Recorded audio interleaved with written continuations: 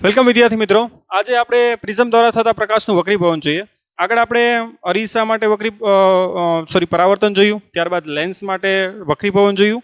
હવે પ્રિઝમ દ્વારા પ્રકાશનું વક્રીભવન આપણે જોઈએ. એમાં સૌપ્રથમ આપણે પ્રિઝમનું સમીકરણ મેળવીએ. બરાબર, કઈ રીતનું પ્રિઝમનું સમીકરણ મળે એ આપણે જોઈએ. વિદ્યાર્થી મિત્રો, પ્રિઝમ બધાએ જોયું હશે. પ્રિઝમને તમે આગળથી જોવો તો એક પ્રકારનો આવી રીતે ત્રિકોણ હોય એવું લાગે, બરાબર, જેને ત્રિપાર્શ્વીય પ્રિઝમ કહેવાય. પ્રિઝમ બધાએ જોયો હશે, આ પ્રકારનો હોય.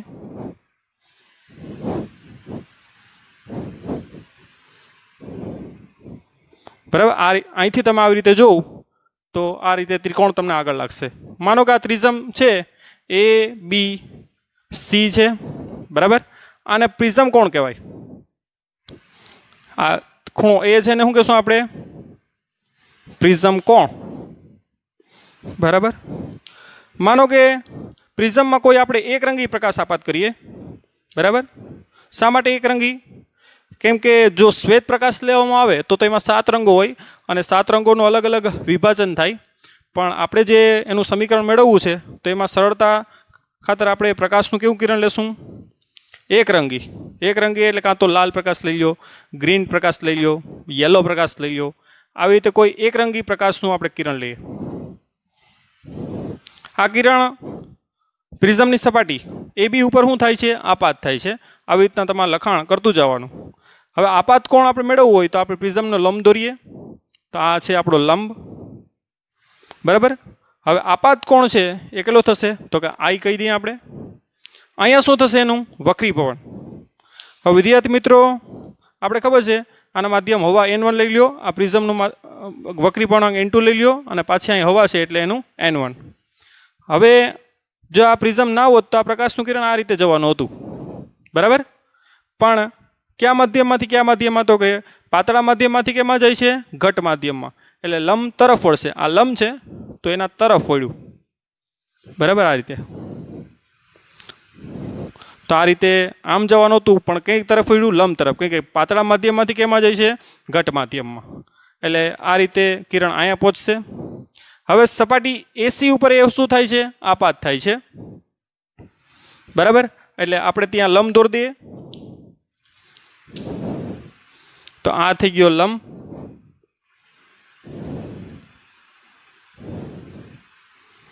બરાબર. હવે આ જો સપાટી ના હોત તો કિરણ આ રીતે આમ જવાનું હતું, બરાબર. હવે કેમાંથી કેમાં જાય છે કિરણ? ઘટ માધ્યમમાંથી કેમાં જાય છે? પાતળા માધ્યમમાં. એટલે લંબથી દૂર જવાનું છે. એટલે આમ તો જાય જ છે, આ લંબ એનાથી હજી દૂર જશે આમ. એટલે આ રીતે એનું શું થશે? વક્રીભવન, બરાબર. તો આને આપાત કોણ આઈ કહેશું, આને વક્રીભવન કોણ R1 કહેશું.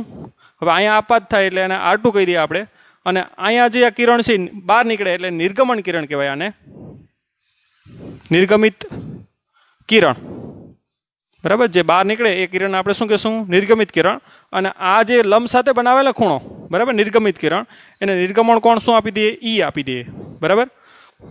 આપાત કોણ I, વક્રીભૂત કોણ R1, આના માટે આપાત કોણ R2 અને આ જે નિર્ગમન કોણ છે એને આપણે E કહી દઈએ, બરાબર.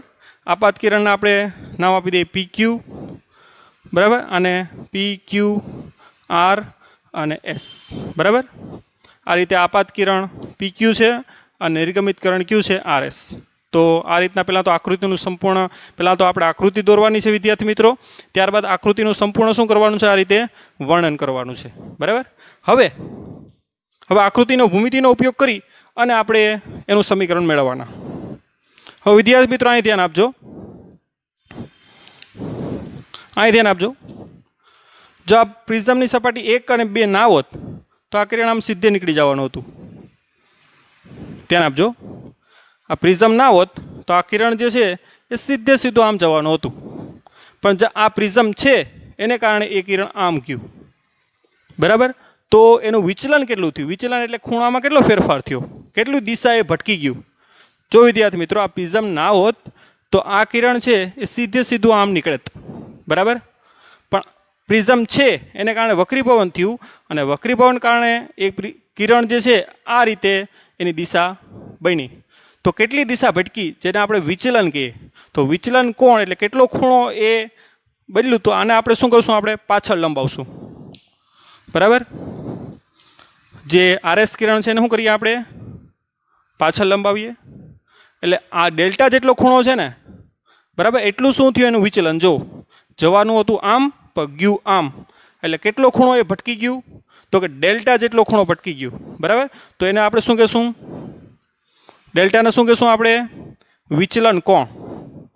આ જે ખૂણો ડેલ્ટા મળ્યો એને શું કહેશું વિચલન કોણ, કેમ કે એટલું શું થયું એ વિચલન થયું. બરાબર, જવાનું હતું આમ પણ ગયું આમ, એટલે એ આપણો છે વિચલન કોણ.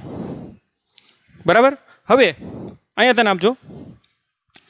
હવે આ જે કિરણ છે એને કારણે કેટલું વિચલન થયું, કેમ કે જો આ સપાટી 1 ના હોત તો એ આમ જવાનું હતું, પણ એક સપાટી 1ના કારણે વક્રીભવન થયું એટલે આમ ગયું, એટલે આને કારણે વિચલન કેટલું થયું Δ1. સપાટી 2ને કારણે કેટલું વિચલન થયું, તો કે જવાનું હતું આમ પણ ગયું આમ, તો વિચલન કેટલું થયું કે ભાઈ આ Δ2. સામસામેના ખૂણા સરખા હોય એટલે Δ2. બરાબર, એટલે Δ1 શું છે, તો કે સપાટી 1ને કારણે વિચલન. Δ2 શું છે, તો કે આ સપાટી જે છે ને પ્રિઝમની સપાટી આ રીતની, એ 2ને કારણે વિચલન. બરાબર, એટલે Δ1 છે એ સપાટી આ જે 1 છે ના કારણે વિચલન છે. વિદ્યાર્થી મિત્રો ધ્યાન આપજો, Δ2 છે એ સપાટી 2ના કારણે વિચલન છે, અને ડેલ્ટા છે એ કુલ વિચલન છે. કુલ વિચલન એટલે સપાટી 1 અને બંનેને કારણે જે કુલ વિચલન થાય એ છે. બરાબર, એટલે ડેલ્ટા શું છે, તો કે કુલ વિચલન. તો આ રીતના પહેલાં તો સંપૂર્ણ આકૃતિ સમજવી પડે, ત્યારબાદ જ તમે એને મેથેમેટિકલી અથવા ભૌમિતિક રીતે આગળ તમે વધી શકો. બરાબર, તો આપણે પહેલાં શું જોયું, તો કે એક પ્રિઝમ ABC જોયો. એ પ્રિઝમ ઉપર જે સપાટી AB છે આ તમારે લખવાનું થાય, એના ઉપર એક રંગી પ્રકાશ આપાત થાય છે. લંબ સાથે બનાવેલો ખૂણો I, જેને આપાત કોણ કહીએ. આવી રીતે વક્રીભવન થાય, વક્રીભૂત કોણ R2 છે. બરાબર, સપાટી 1ને કારણે વિચલન કેટલું થાય Δ1. જો જવાનું હતું આમ પણ ગયું આમ, એટલે Δ1 જેટલું શું થયું વિચલન સપાટી 1ને કારણે. હવે આ કિરણ અહીંયા ગયું, સપાટી 2માં અથાણું, એટલે જવાનું હતું આમ પણ ગયું આમ, એટલે વિચલન કેટલું થયું Δ2. એટલે આ સામસામેના ખૂણા સરખા હોય. વિદ્યાર્થી મિત્રો આ જે ખૂણો ટોટલ છે એ છે. બરાબર, ધ્યાન આપજો, આટલો ખૂણો કેટલો છે Δ2. તો સામસામેના ખૂણા સરખા હોય એટલે Δ2 સપાટી 2ના કારણે વિચલન છે, અને ડેલ્ટા છે એ આપણું કુલ વિચલન. આટલી વસ્તુ આપણે પહેલાં સમજવાની છે. અને એક ખાસ વસ્તુ કે જે ખૂણો A છે એને આપણે શું કહેશું પ્રિઝમ કોણ. ઓકે, હવે આપણે પ્રિઝમનું સમીકરણ મેળવીએ. તો વિદ્યાર્થી મિત્રો અહીં જો, અહીં ડેલ્ટા એ અહીંયા ધ્યાન આપો, અહીંયા આપણે M નામ આપી દઈએ, અને આ જે અહીંયા ભેગું થાય એને આપણે N નામ આપી દઈએ. બરાબર, તો ત્રિકોણ Q ડેલ્ટા છે એ કોનો બહિષ્કોણ છે, તો કે QMR નો શું છે બહિષ્કોણ. અહીં ડેલ્ટા એ ત્રિકોણ QMR નો બહિષ્કોણ છે. જો આ ડેલ્ટા છે એ ત્રિકોણ QMR નો શું છે બહિષ્કોણ, માટે ડેલ્ટા બરાબર શું લખાય Δ1 વત્તા Δ2, કારણ કે બહિષ્કોણ હોય તો આ જે ખૂણો છે એનું મૂલ્ય કેના જેટલું થાય, તો આ ખૂણો વત્તા આ ખૂણો જેટલું. બરાબર, માટે ડેલ્ટા બરાબર Δ1 પ્લસ શું થશે Δ2. બરાબર, હવે વિદ્યાર્થી મિત્રો અહીંયા ધ્યાન આપો, સંપૂર્ણ જે આ ટોપિક છે ને એ આકૃતિ બેઝ ઉપર છે. જો આકૃતિને વ્યવસ્થિત આપણે સમજેલી હશે તો આમાં કોઈ પ્રોબ્લેમ થવાનો નથી. હવે અહીંયા જુઓ, I જે ખૂણો છે એ કોના જેટલો છે, તો કે Δ1 પ્લસ R1 જેટલો છે, કારણ કે સામસામેના ખૂણા કેટલા હોય સરખા હોય. એટલે અહીં I બરાબર શું થાય, તો કે Δ1 પ્લસ R1, માટે Δ1 બરાબર શું થાય, તો કે I માઇનસ R1. આ ઉપરાંત તમે જુઓ અહીંયા આ E છે ઈ કોના જેટલો છે તો કે ડેલ્ટા ટુ પ્લસ R2, કેમ કે સામસામેના ખૂણા સરખા થાય જો, બરાબર. તો અહીં ઈ બરાબર ડેલ્ટા ટુ પ્લસ કેટલું થાય R2, માટે ડેલ્ટા ટુ બરાબર શું લખાય તો કે ઈ માઇનસ R2, બરાબર. તો આના ઉપરથી ડેલ્ટા વન ડેલ્ટા ટુની કિંમત મૂકી દઈએ, જે અહીંયા મૂકી દઈએ આપણે. માટે ડેલ્ટા બરાબર ડેલ્ટા વનની કિંમત કેટલી આવી આપણે તો કે I માઇનસ R1, ડેલ્ટા ટુની કિંમત કેટલી આવી તો કે પ્લસ ઈ માઇનસ R2. સંયુક્ત રીતે આપણે આ રીતે લખી શકીએ I plus E minus common કાઢી લઈએ, એટલે કાઉન્સમાં શું લખાય R1 પ્લસ R2. આ આપણે સમીકરણ મળ્યું, બરાબર. હવે આકૃતિને ભૂમિતિનો ઉપયોગ કરી અને R1 પ્લસ R2ની આપણે કિંમત મેળવીએ.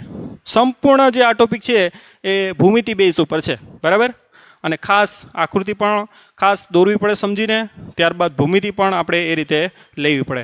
તો આ જે પ્રશ્ન છે એ તમને આકૃતિ દોરતા આવડશે. 2-3 વખત આકૃતિ દોરવાની પ્રેક્ટિસ પાડો, બરાબર. દરેક વસ્તુને 2-3 વખત વિડીયો જોઈને સમજો, તો આ ટોપિક તમને કમ્પ્લીટલી સમજાશે, બરાબર. એક વખત સમજાઈ જાય પછી કોઈ પ્રોબ્લેમ થવાનો નથી. ઓકે, તો હવે આપણે R1 પ્લસ R2ની કિંમત મેળવીએ. વિદ્યાર્થી મિત્રો અહીં ધ્યાન આપો. અહીં આ છે એ આપણો લંબ છે, એટલે ત્રિકોણ ખૂણો Q કેટલો થશે 90નો, ખૂણો R પણ કેટલો થશે 90નો. કોના માટે તો કે AQNR માટે, બરાબર. અહીં ધ્યાન આપજો, અહીં ચતુષ્કોણ AQNR માટે ધ્યાન આપજો. ચતુષ્કોણ કયો છે તો કે AQNR માટે, બરાબર. ક્યાં ક્યાં ખૂણા 90ના છે તો કે ખૂણો Q અને ખૂણો R કેટલાના છે 90ના, કેમ કે આ પોતે લંબ છે, બરાબર. એટલે ખૂણો Q બરાબર 90નો છે અને ખૂણો R બરાબર કેટલો છે 90. આ બંને ખૂણા કેટલા છે 90ના છે, બરાબર. એટલે ખૂણો Q વત્તા ખૂણો R બરાબર ખૂણો કેટલા સરવાળો થાય ટોટલ 90 વત્તા 90 180. ઓકે, આ બંને ખૂણાનો સરવાળો કેટલો થશે 180. હવે ચતુષ્કોણના ચારેય ખૂણાનો સરવાળો કેટલો હોય તો કે 360. એટલે એનો મતલબ એવો થાય કે ખૂણો A વત્તા ખૂણો N નો સરવાળો પણ કેટલો થાય 180. કેમ કે આ બંને ખૂણાનો સરવાળો 180 છે, તો આ બંને ખૂણાનો સરવાળો પણ કેટલો થાય 180, બરાબર. માટે ખૂણો A પ્લસ ખૂણો N, ધ્યાન આપજો, ખૂણો A પ્લસ ખૂણો N એનો સરવાળો પણ કેટલો થશે 180. શા માટે? કેમ કે 180 વત્તા 180 360, કેમ કે ચતુષ્કોણના ચારે ચાર ખૂણાનો સરવાળો કેટલો હોય 360. ઓકે, હવે ત્રિકોણ લઈ લઈએ QNR માટે. ત્રિકોણ QNR માટે ધ્યાન આપજો. QNR ત્રિકોણ R1 plus R2 plus N કેટલા થશે? ત્રિકોણના ત્રણેય ખૂણાનો સરવાળો કેટલો થાય 180. એટલે લખશો એના માટે કે R1 પ્લસ R2 પ્લસ ખૂણો N બરાબર કેટલા થશે 180. ઓકે, હવે Nની જે કિંમત છે એ ઉપરથી આપણે મૂકી દઈએ. આને આપણે સમીકરણ 1 આપશું, આને આપી દો સમીકરણ 2, બરાબર.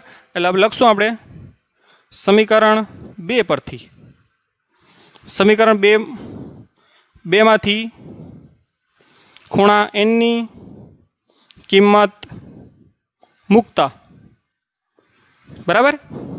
Nની કિંમત આપણે મૂકી દઈએ. Nની કિંમત કેટલી થાય તો કે 180 માઇનસ A, કેમ કે આ A છે પહેલી બાજુ જાય શું થઈ જશે માઇનસ. તો R1 પ્લસ R2 Nની કિંમત શું મૂકશું આપણે ઉપરથી 2 માંથી મૂકશું, અને Nની કિંમત કેટલી થાય, ખૂણો છે આ ખૂણો Nની કિંમત કેટલી થાય તો કે 180. આ A ઓલી બાજુ જાય તો શું થઈ જાય માઇનસ, બરાબર.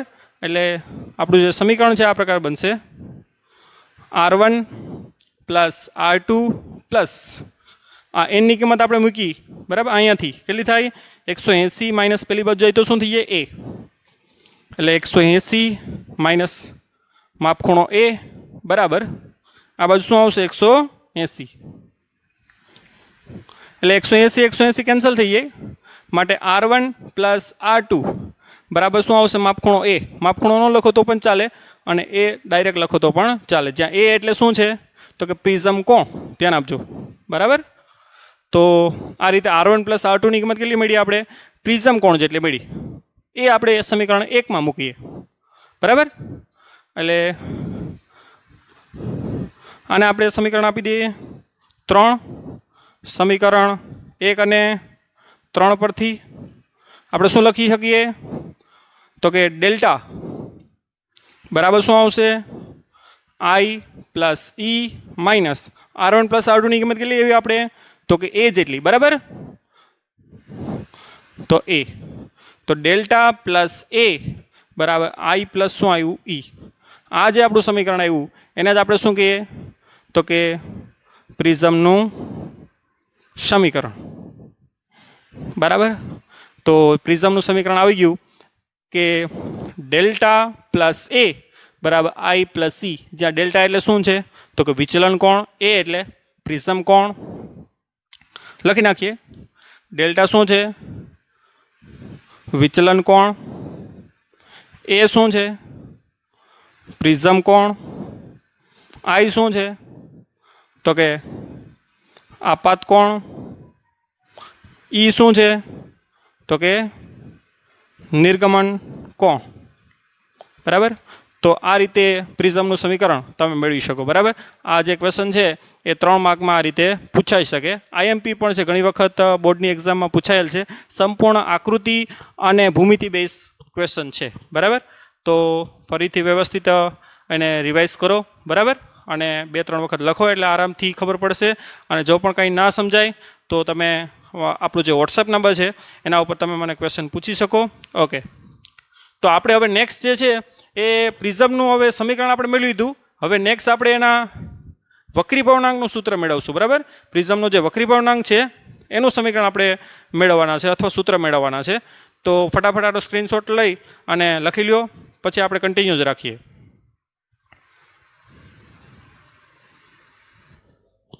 ઓકે, તો વિદ્યાર્થી મિત્રો આગળ આપણે પ્રિઝમનું સમીકરણ જોયું હતું. બરાબર, હવે પ્રિઝમનું શું મેળવીએ?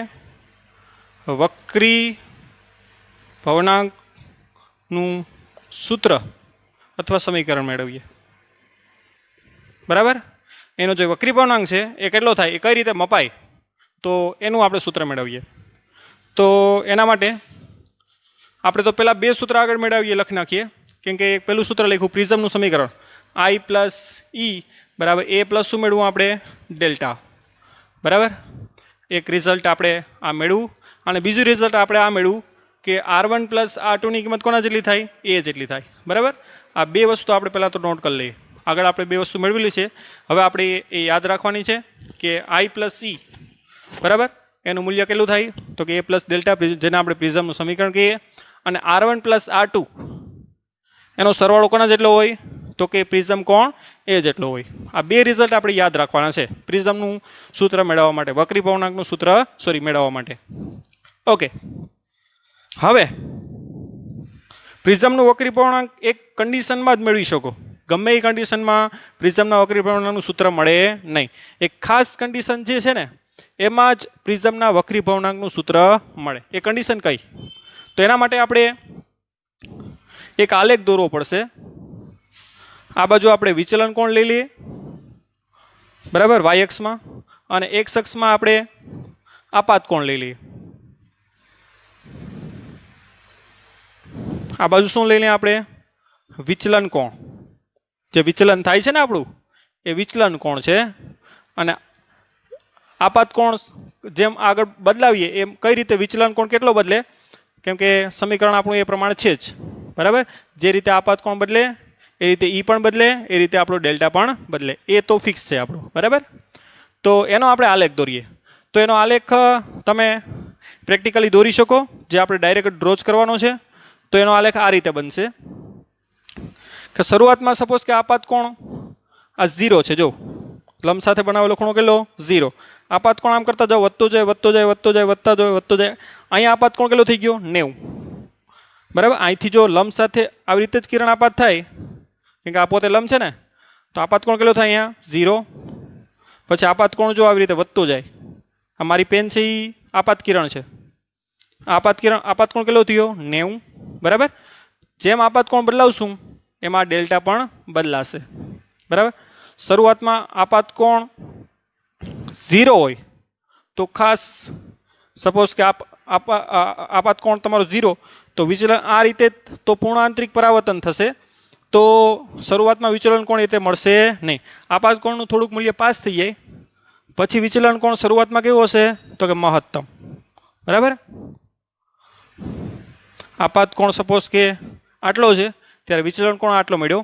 હવે આપાત કોણ જે રીતે તમે વધારતા જાઓ એમ વિચલન કોણ તમારો આ રીતે ઘટતો જશે. આપાત કોણ જેમ વધતો જાય એમ વિચલન કોણ શું થતો જાય, ઘટતો જાય. એક આપાત કોણનું મૂલ્ય એવું આવશે, બરાબર, કે વિચલન કોણ તમારો કેવો થઈ જશે, લઘુત્તમ. બરાબર. કેમ કે એ આપાત કોણ પછી જો પાછો હજી આપાત કોણ વધારશો તો વિચલન કોણ પાછો વધવા માંડશે. બરાબર. ધ્યાન આપજો. પહેલાં આપાત કોણનું કોઈ આ મૂલ્ય અહીંથી સ્ટાર્ટ કર્યું, એના માટે વિચલન કોણ મેક્સિમમ છે, કેમ કે 0 હોય ત્યારે તો બહુ મેક્સિમમ હોય. બરાબર. એપ્રોક્સિમેટલી અનંત પણ ગણી શકો, કેમ કે પૂર્ણ આંતરિક પરાવર્તન થાય. બરાબર. અનંત તો ન થાય કેમ કે મેક્સિમમ 180 હોઈ શકે. બરાબર. 360 હોઈ શકે. તો અહીંયા ધ્યાન આપો કે આપાત કોણનું અહીંથી મૂલ્ય સ્ટાર્ટ કરીએ આપણે, કે આ મૂલ્ય માટે વિચલન કોણ આટલો છે સપોઝ. હવે જેમ જેમ આપાત કોણ વધતો જાય એમ વિચલન કોણ જો ઘટતો જાય, આપાત કોણ વધે છે, વિચલન કોણ આવી રીતે ઘટે છે. અહીંયા જો વિચલન કોણ કેવો થઈ ગયો, લઘુત્તમ. આપાત કોણનું એક ખાસ મૂલ્ય કોઈ એવું મળ્યું આ જેમાં વિચલન કોણ કેવો થઈ ગયો, લઘુત્તમ. કેમ કે એ આપાત કોણ પછી જો વધે તો પાછળનું વિચલન કોણ શું થવા માંડે, વધવા માંડે. આપણો જે વિચલન કોણ છે એ. બરાબર. તો આ આપાત ખૂણે આ જે વિચલન કોણ છે એ લઘુત્તમ થઈ ગયો, એટલે આ જે કન્ડિશન છે ને એ લઘુત્તમ વિચલન કોણની કન્ડિશન છે. અને એ આપાત કોણ જોયું ને પ્રેક્ટિકલી, તો એ આપાત કોણનું મૂલ્ય ઈ જેટલું હતું. ત્યારે આઈ બરાબર કેટલો હતો, ઈ જેટલો. ઈ એટલે નિર્ગમન કોણ. એનો મતલબ કે જ્યારે આપાત કોણ અને નિર્ગમન કોણ સમાન થાય ને ત્યારે તમારું આ જે વિચલન છે ને એ લઘુત્તમ થાય. ધ્યાન આપજો. આ આલેખ શું કહેવા માંડે કે જ્યારે આઈ બરાબર શું થાય, ઈ, એટલે આપાત કોણ અને નિર્ગમન કોણ કેવા થાય, સમાન થાય ને ત્યારે તમારું છે ડેલ્ટા છે ને એ ડેલ્ટા મિનિમમ થાય. આ એક આપણે આલેખ દ્વારા વસ્તુ મેળવી. ધ્યાન આપજો. આનું જ મારે કામ છે. પહેલાં આપાત કોણના મૂલ્ય માટે પહેલાં વિચલન કોણ વધારે હતો, જેમ આપાત કોણ વધે છે એમ વિચલન કોણ ઘટે છે, ઘટતો જ જાય. એક આપાત કોણ એવો આવ્યો ત્યારે વિચલન કોણ કેવો થઈ ગયો, લઘુત્તમ. કેમ કે એ આપાત કોણ પછી પાછું મૂલ્ય વધશે તો પાછો વિચલન કોણ વધવા માંડે. બરાબર.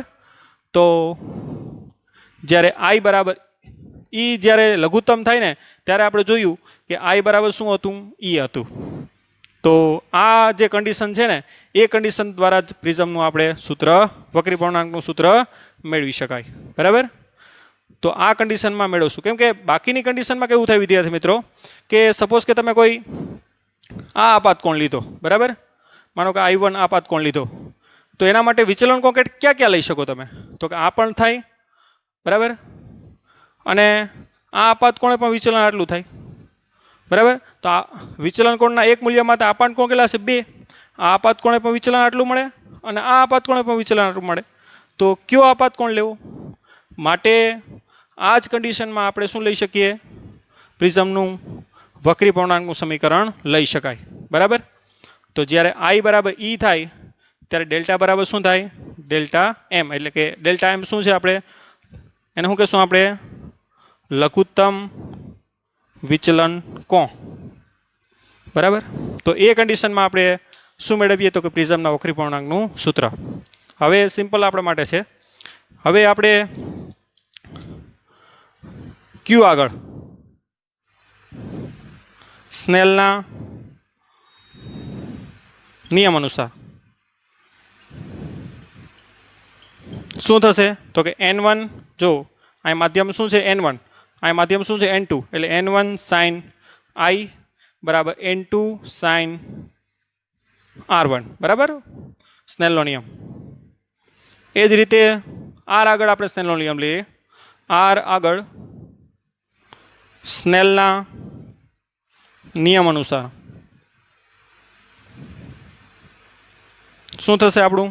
તો કે N2, ધ્યાન આપજો અહીંયા, N2 sin R2 બરાબર N1 sin નિર્ગમન કોણ શું છે આપણો? E. બરાબર. હવે I બરાબર E બરાબર તો શું છે? I. આપણે ક્યાં લઘુત્તમ વિચલન કોણની કન્ડિશનમાં લખ્યું?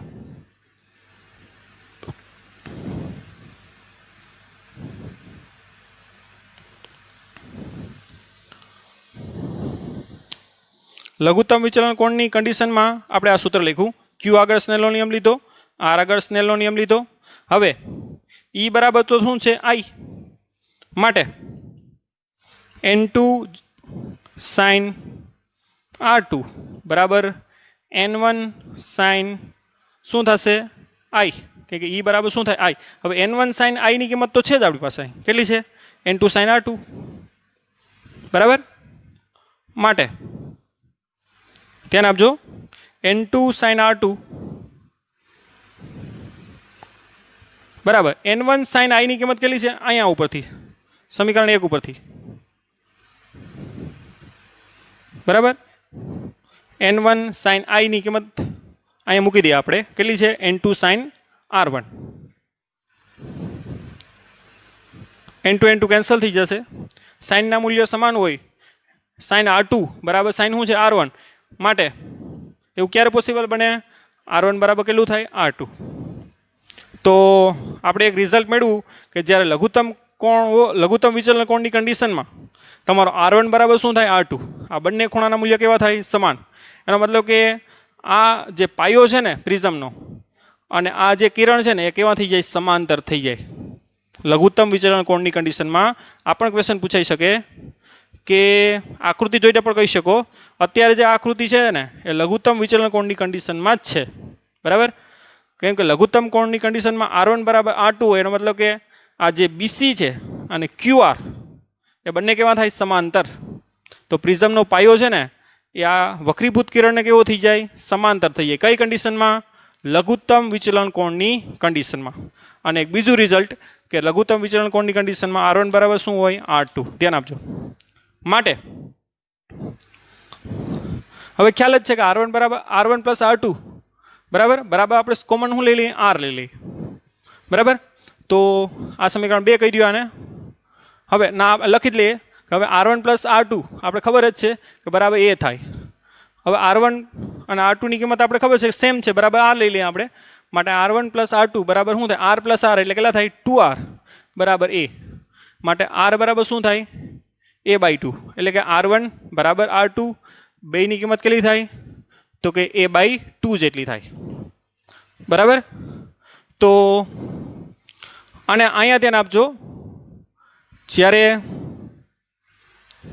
હવે આપણે ખબર છે પ્રિઝમનું સમીકરણ A પ્લસ ડેલ્ટા બરાબર I પ્લસ શું થાય? E. હવે E બરાબર I હોય ત્યારે આપણે ખબર છે કે ડેલ્ટા બરાબર શું હોય? Delta M. લઘુત્તમ વિચલન કોણ જ હોય. બરાબર. તો E બરાબર શું મૂકી દઈએ આપણે? I. ડેલ્ટા બરાબર મૂકશું પડશે આપણે? ડેલ્ટા M બરાબર શું થાય? I plus I. કેટલું થશે? તો કે 2I. જ્યારે E બરાબર I હોય ત્યારે ખબર છે આપણે ડેલ્ટા બરાબર શું હોય? Delta M. આકૃતિ ઉપરથી આપણે પહેલાં જ સમજ્યા. બરાબર. તો માટે I ની કિંમત જે છે એ કેટલી થશે?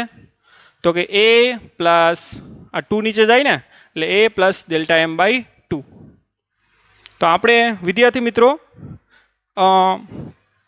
અહીંયા જો ક્યુ આગળ જે સ્નેલનો નિયમ લીધો હતો ને એના માટે I ની કિંમત પણ મળી ગઈ અને R1 ની કિંમત પણ મળી ગઈ. I ની કિંમત જો એ પણ મળી ગઈ અને R1 ની કિંમત પણ આપણે મળી ગઈ. બંનેની કિંમત આપણે મૂકીએ. જો કેમાં? સમીકરણ 1 માં. એટલે આપણે લખીએ સમીકરણ 1 માં I અને R1 ની કિંમત મૂકતા I ની કિંમત આપણે આવી ઉપરની અને R1 ની કિંમત ખબર છે? R1 ની કિંમત કેટલી છે? A/2. માટે